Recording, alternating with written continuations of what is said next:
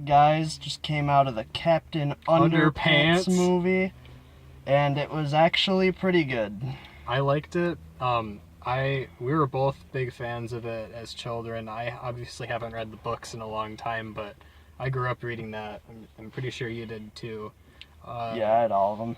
Yeah, so I think I want to say this movie was like the first 3 books sort of melded together. Yeah, it wasn't a straight like, hey, here's the first book, and I liked that. They definitely changed some plot points, because I remember in the books they got the like ring thingy, the hypno ring, and like one of those it was in, like back of it was a magazine, comic book ad things, and they had to wait 4 to 6 weeks. I forgot about that. When I was a kid, I actually had one of those, and I don't know where it is now. I just remembered that because I remember one of my favorite jokes in the first book was when they were waiting for it. It said 4 to 6 weeks later. Yeah. In the transition. There were a lot of for people who know the books, or there's a lot of like references in the store. We were just talking about the storefronts and like throughout the town, or in like they had a mall scene and stuff like that. I don't know.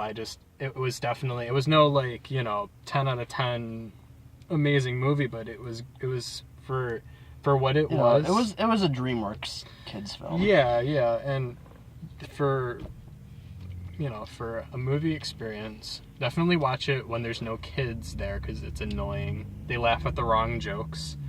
I honestly think the kid who sat next to me shit his pants. Really? Yeah, it smelled like shit the entire time I was there.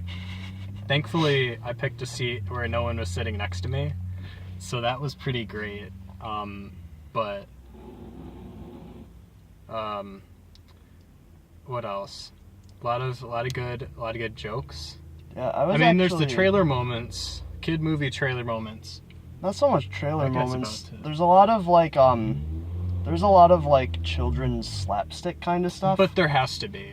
Yeah, there has to be, because like kids don't get like jokes about teachers' salaries and shit. Yeah, there were a lot of those, and honestly, we can go into a more in-depth discussion about the philosophy of it. Socio-political commentary of Captain Underpants. I kind of want to do that at some point, but Captain maybe not. Underpants, a study of modern masculinity. Well, I think I like it more as a critique of public education, because it hit home with me a lot, because cool vapors over there. Got some vape bros. Wow, they're gonna go see Captain Underpants. I feel like the books did that a little bit better. Just like because in the books it was a very blatant kind of allegory that George and Harold were like sort of like ADHD. Oh, definitely. And like it was basically kind of like, hey, there's these kids. They're kind of different, and that's good. In this movie, they're just like... Everyone was kind of... they were like, hey, we're the main character. No, they're the main characters. But this movie, they're exaggerated a lot, and it kind of just makes them out... They're just goofy pranksters. Yeah, rather than, like, outcasts, or even, like... Because they're not, like... I don't remember in the books if they were bullied, but, like... They weren't really bullied. This is Melvin, I think. He's the only one. He's a main character in this. Well, would you call him main? He was like a sub-villain, I guess. He's just kind of there. I don't think any other kids are named in this movie. I think it's just those 3. Which, to be fair, is pretty the only accurate ones. To the books, I think. Yeah, because everyone else, it's like the teachers. They changed how the lunch lady looked, because I remember all the lunch ladies looked the same in I think the second book was the lunch ladies. Or was that the killer toilets? I think maybe the 4th one. Was it the first 4 then? Because the lunch ladies was its own one. The talking toilets was its own one. They probably took some things from... the first 4, I want to say. The first 4. One thing I was very surprised by was, I thought it would be really weird hearing adults voice the kids for the entire movie. I got used to that pretty Like Kevin fast. Hart, he was like, I was unsure. He's a funny guy, but he does his one. He's sort of the Chris Rock sort of. He does his one voice. He sticks to it. Sort of like Chris Rock for soccer moms. Yeah, but it worked. And I don't remember the guy who played Harold. Wait, was it Harold? Yeah. Yeah. He was pretty good too. I thought spoiler alert, Nick Kroll as Professor Poopy Pants was actually really... He was really good. Yeah, he was really Nick funny. Kroll does like pretty much like any sort of accent or whatever you can. Because with Poopy Pants, it was like sort of a German Russian sort of scientist man. Just like an amalgamation of a bunch of European, like, Einstein languages. and like German Russian sort of. But yeah, watch it. I mean, like I'm perfectly satisfied minus the annoying children experience, but like, yeah. Well, one thing, I think I saw Lego Batman earlier this year. I think this film kind of, the two movies kind of set out to do similar things, I think, and I think this movie just did everything that movie tried to do a lot better. Mm-hmm. Sort of like the like retelling of sort of like nostalgia pandering. I don't know a better word for it, but like making it work on screen, you know? Right. There's ways of doing it without having to necessarily know the source This movie material. versus Lego Batman, this movie kept a lot of the charm that made the books good. Like, it carried over. Oh, definitely. They referenced, like, there's certain, like, the Flipporama.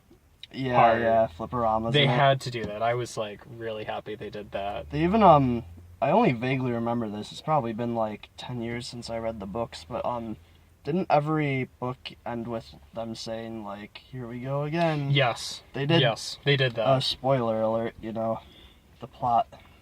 Well, The obviously, lore of if Captain you're watching Underpants. this, you're a diehard Captain Underpants fan. I mean, the only people who probably will see this are people who, like, People are search 5. Captain Underpants on YouTube and go back, like, 13 pages.